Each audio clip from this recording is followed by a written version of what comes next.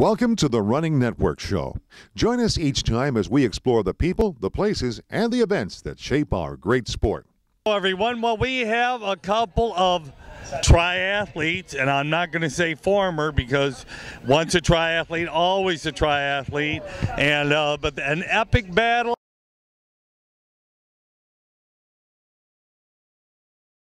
World Championships back in '82, and I'll let them introduce themselves and tell us their little story. What's your name? I'm Julie Moss. I'm Kathleen McCartney. Okay, and big battle at the World Championships back in '82. So who wants to kind of tell us a little bit about that triathlon battle that is still epic to this day? Well, I was the ladies champion until the very last 10 yards of the race. I've been chasing Julie down all day. We were first doing our first Ironman, college students, and I'd been chasing Julie all day long. Came down to the final stretch of the marathon, and I suddenly couldn't see the finish line. I couldn't see a thing, didn't know where the finish line was. So I kept running until I just had to stop in the midst of all the confusion. And a finish banner was brought up, a medalist placed around my neck, and I had to ask, am I first? And then I just went crazy and enjoyed the victory, but I had no idea what had just happened yards from the finish. Well, what did happen at the finish there? Well, it was my fourth time I had fallen in the last quarter mile, and as I would fall, I would start to, have to take my time to get up. And on that last fall, as Kathleen went past me, I just didn't have the strength to get up again. So what do you do if you can't walk? You crawl. So those last 10 yards, I crawled to the finish line. Took me 29 seconds, so that was one of the smallest victory margins ever for the women's championship for the Hawaiian Ironman. So we proudly take credit for putting the Ironman on the map. The following week after the Ironman video aired, ABC flew us out to their New York City studio to sit down with Jim McKay for an interview, and the world found out about Ironman, and it was because of not just my battle, but the fact that a woman champion came across the line, and just women in general.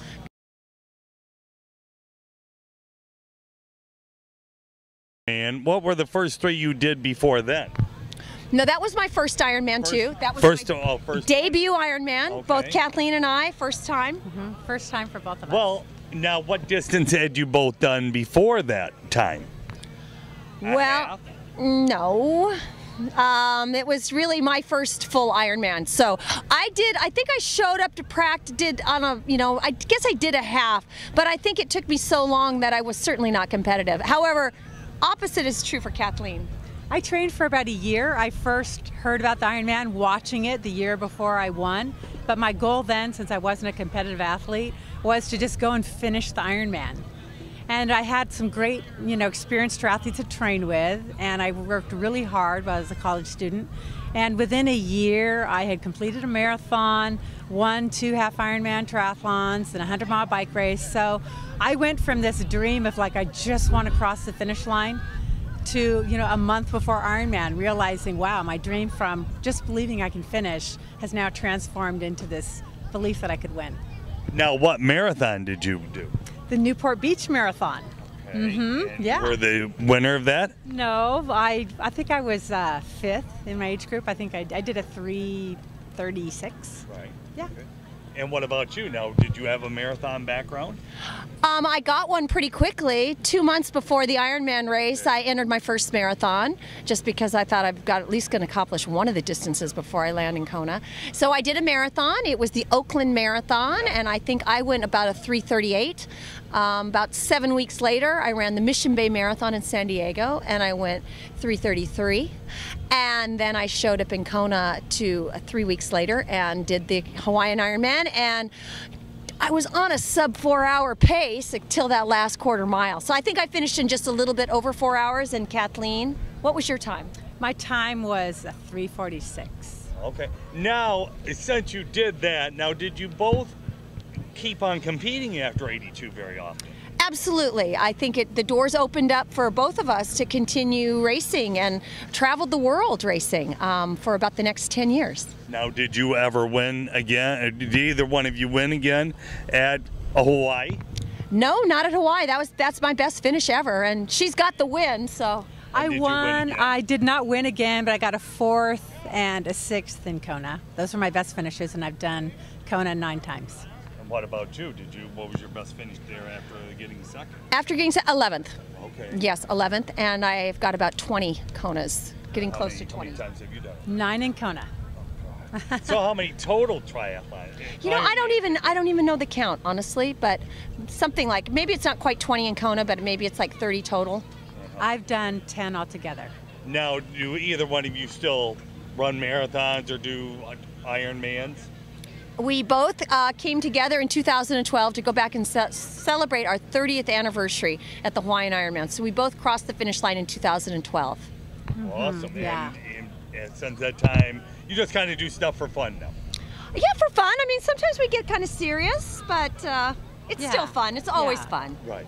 Yeah. And and then what made you come to Wilmington here this weekend for the Wrightsville Beach Marathon? Well, we'd heard it was a beautiful event, and we were so lucky to be invited to be the speakers at the pasta party that's going to be starting shortly.